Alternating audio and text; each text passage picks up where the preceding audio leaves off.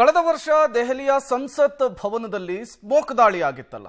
ಇದೇ ವಿಚಾರಕ್ಕೆ ಸಂಬಂಧಪಟ್ಟಂತೆ ದೆಹಲಿಯ ಪೊಲೀಸರು ಈಗ ದೋಷಾರೋಪ ಪಟ್ಟಿ ಸಲ್ಲಿಕೆ ಮಾಡಿದ್ದಾರೆ. 2023 ಡಿಸೆಂಬರ್ 13ರಂದು ಸಂಸತ್ನಲ್ಲಿ ಭದ್ರತಾ ಲೋಪ ಆಗಿತ್ತು, ಸ್ಮೋಕ್ ಬಾಂಬ್ ದಾಳಿ ಆಗಿತ್ತು. ಹೆಚ್ಚುವರಿ ಚಾರ್ಜ್ ಶೀಟ್ ಅನ್ನು ಸಲ್ಲಿಸಿದ್ದಾರೆ ದೆಹಲಿ ಪೊಲೀಸರು. ಮೈಸೂರಿನ ಮನೋರಂಜನ್ ಪ್ರಕರಣದ ಕಿಂಗ್ ಪಿನ್ ಸೂತ್ರಧಾರಿ ಅನ್ನೋದು ಗೊತ್ತಾಗ್ತಾ ಇದೆ. ಮೈಸೂರಿನಲ್ಲಿಯೇ ಮನೋರಂಜನ್ ನೇತೃತ್ವದಲ್ಲಿ ಮೊದಲ ಮೀಟಿಂಗ್ ಆಗುತ್ತೆ. ಈ ಮೀಟಿಂಗ್ ನಲ್ಲಿ 10 ಜನ ಭಾಗಿಯಾಗ್ತಾರೆ. ಮೈಸೂರು, ಗುರುಗ್ರಾಮ, ದೆಹಲಿ ಸೇರಿ 5 ಕಡೆ ಸಭೆಯನ್ನ ನಡೆಸ್ತಾರೆ. ಈ ಸಭೆಯಲ್ಲಿ ಸಂಸತ್ ಮೇಲೆ ದಾಳಿಗೆ ಪ್ಲಾನ್ ಅನ್ನ ಮಾಡ್ತಾರೆ. ಪ್ರಜಾಪ್ರಭುತ್ವದ ವ್ಯವಸ್ಥೆಗೆ ಕಳಂಕವನ್ನ ತರಲಿಕ್ಕೆ ಆರೋಪಿಗಳು ಬಯಸಿದ್ರು ಅನ್ನೋದು ಕೂಡ ಚಾರ್ಜ್ ಶೀಟ್ ನಲ್ಲಿ ಉಲ್ಲೇಖವಾಗಿದೆ.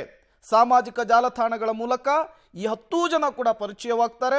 ಸುಮಾರು ಈ ರೀತಿಯ ದಾಳಿಯನ್ನ ಮಾಡಲಿಕ್ಕೆ 2 ವರ್ಷದ ತಯಾರಿಯನ್ನ ಮಾಡಿಕೊಂಡಿದ್ರು ಅನ್ನೋದು ಕೂಡ ಚಾರ್ಜ್ ಶೀಟ್ ನಲ್ಲಿ ಉಲ್ಲೇಖವಾಗಿರುವಂಥದ್ದು. ಹಾಗಾದ್ರೆ ಏನಿದೆ ದೋಷಾರೋಪ ಪಟ್ಟಿಯಲ್ಲಿ? 2023 ಡಿಸೆಂಬರ್ 13ರಂದು ಸಂಸತ್ನಲ್ಲಿ ಭದ್ರತಾ ಲೋಪ ಪ್ರಕರಣ. ಮೈಸೂರಿನ ಮನೋರಂಜನೆ ಇದರ ಕಿಂಗ್ ಪಿನ್ ಅನ್ನೋದು ಗೊತ್ತಾಗ್ತಾ ಇದೆ. ಮೈಸೂರಿನಲ್ಲಿಯೇ ಮನೋರಂಜನ್ ಮೊದಲ ಮೀಟಿಂಗ್ ಮಾಡ್ತಾನೆ. ಇದರಲ್ಲಿ ಸೋಷಿಯಲ್ ಮೀಡಿಯಾ ಮೂಲಕ ಪರಿಚಯವಾದಂತಹ 10 ಜನರು ಭಾಗಿಯಾಗ್ತಾರೆ. ಈ ಮೀಟಿಂಗ್ ನಲ್ಲಿ ಹಿಂಸಾತ್ಮಕ ವಿಡಿಯೋದ ಪ್ರದರ್ಶನವಾಗುತ್ತೆ. ಸಭೆಯಲ್ಲಿ ಹಿಂಸಾತ್ಮಕ ವಿಡಿಯೋದ ಪ್ರದರ್ಶನವಾದ ನಂತರ ಇವರು ಒಂದಿಷ್ಟು ಪ್ಲಾನ್ ಅನ್ನು ಮಾಡ್ಕೊಳ್ತಾರೆ. ಪ್ರತ್ಯೇಕ ಸಂಘಟನೆಯನ್ನ ಹುಟ್ಟುಹಾಕುವ ಯೋಜನೆಯನ್ನ ವಿವರಿಸ್ತಾನೆ ಇದೇ ಕಿಂಗ್ ಪಿನ್ ಮನೋರಂಜನ್.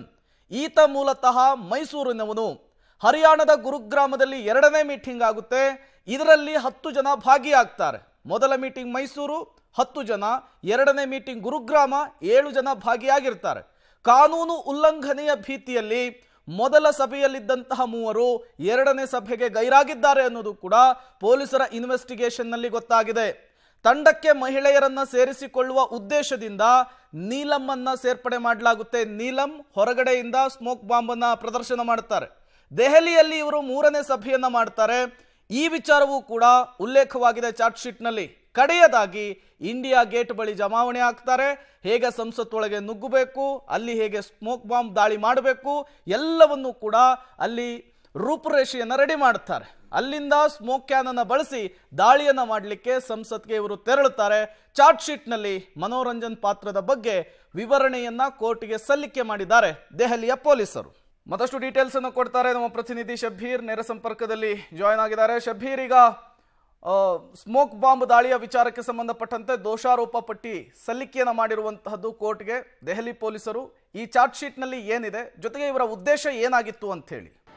ಪ್ರೇಮ್ ನೋಡಿ, ಕಳೆದ ಜೂನ್ನಲ್ಲಿ ಒಂದು ದೋಷಾರೋಪ ಪಟ್ಟಿ ಚಾರ್ಜ್ ಶೀಟ್ ಅನ್ನ ಸಲ್ಲಿಕೆ ಮಾಡಲಾಗಿತ್ತು. ಇವಾಗ ಹೆಚ್ಚುವರಿ ಚಾರ್ಜ್ ಶೀಟ್ ಅನ್ನ ದೆಹಲಿ ಪೊಲೀಸರು ಕೋರ್ಟ್ಗೆ ಸಬ್ಮಿಟ್ ಮಾಡಿರುವಂತದ್ದನ್ನ ಕೂಡ ನಾವು ಗಮನಿಸ್ತಾ ಇದ್ವಿ. ಮುಖ್ಯವಾಗಿ ಘಟನೆ ಹೇಗಾಯ್ತು ಮತ್ತೆ ಇವರ ಉದ್ದೇಶ ಏನು ಅನ್ನೋದಕ್ಕೆ ಸಂಬಂಧಪಟ್ಟಂತೆ ಚಾರ್ಜ್ ಶೀಟ್ ನಲ್ಲಿ ವಿಸ್ತೃತವಾಗಿ ವಿವರಿಸುವಂತ ಪ್ರಯತ್ನವನ್ನ ಮಾಡಿದ್ದಾರೆ. ಆರೋಪಿಗಳು ಕೊಟ್ಟಿರುವಂತಹ ಮಾಹಿತಿಯನ್ನು ಆಧರಿಸಿ ಮತ್ತೆ ತನಿಖೆಯಲ್ಲಿ ಲಭ್ಯ ಆಗಿರುವಂತಹ ಸಾಕ್ಷಿಗಳನ್ನು ಆಧರಿಸಿ ಈ ಒಂದು ದೋಷಾರೋಪ ಪಟ್ಟಿಯಲ್ಲಿ ಘಟನೆಗೆ ಕಾರಣಗಳು ಮತ್ತೆ ಉದ್ದೇಶಗಳನ್ನು ವಿವರಿಸುವಂತ ಕೆಲಸವನ್ನ ಪೊಲೀಸರು ಮಾಡಿದ್ದಾರೆ.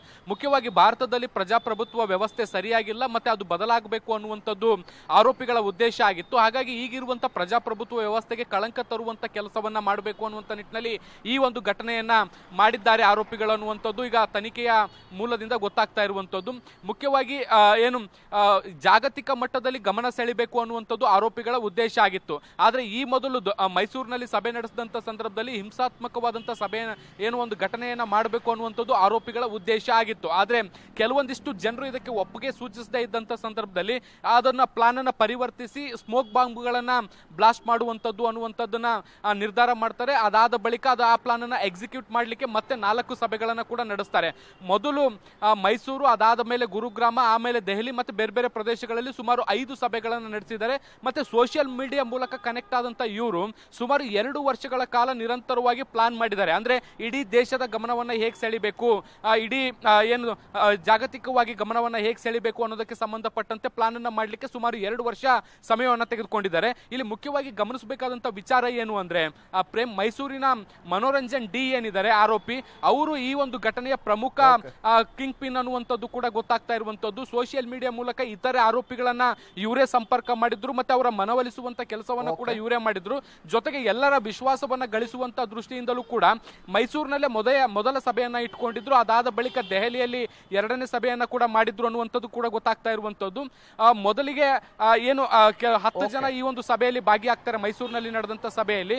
ಆದ್ರೆ ಹಿಂಸಾತ್ಮಕ ಪ್ರತಿಭಟನಾ ರೂಪವನ್ನ ಯಾವಾಗ ಪ್ಲಾನ್ ಅನ್ನ ಏನು ಮನೋರಂಜನ್ ಹೇಳ್ತಾರೆ ಅದಕ್ಕೆ ಕೆಲವೊಂದಿಷ್ಟು ಜನರು ವಿರೋಧವನ್ನ ವ್ಯಕ್ತಪಡಿಸ್ತಾರೆ. ಮತ್ತೆ ದೆಹಲಿಯಲ್ಲಿ ನಡೆದಂತ ಗುರುಗ್ರಾಮದಲ್ಲಿ ನಡೆದಂತ 2ನೇ ಸಭೆಯಲ್ಲಿ ಕೆಲವೊಂದಿಷ್ಟು ಜನ ಆಬ್ಸೆಂಟ್ ಕೂಡ ಆಗ್ತಾರೆ. ಹೀಗಾಗಿ ಈ ಪ್ಲಾನ್ ವರ್ಕೌಟ್ ಆಗಲ್ಲ ಅನ್ನೋ ಕಾರಣಕ್ಕೆ ಸ್ಮೋಕ್ ಮಾಗನ್ನ ಎಕ್ಸಿಕ್ಯೂಟ್ ಮಾಡಬೇಕು ಅನ್ನುವಂತ ನಿಟ್ಟಿನಲ್ಲಿ ತಯಾರಿಯನ್ನ ಕೂಡ ನಡೆಸ್ತಾರೆ ಅನ್ನುವಂಥದ್ದು ಈಗ ಚಾರ್ಜ್ ಶೀಟ್ ನಲ್ಲಿ ಉಲ್ಲೇಖ ಮಾಡಲಾಗಿದೆ.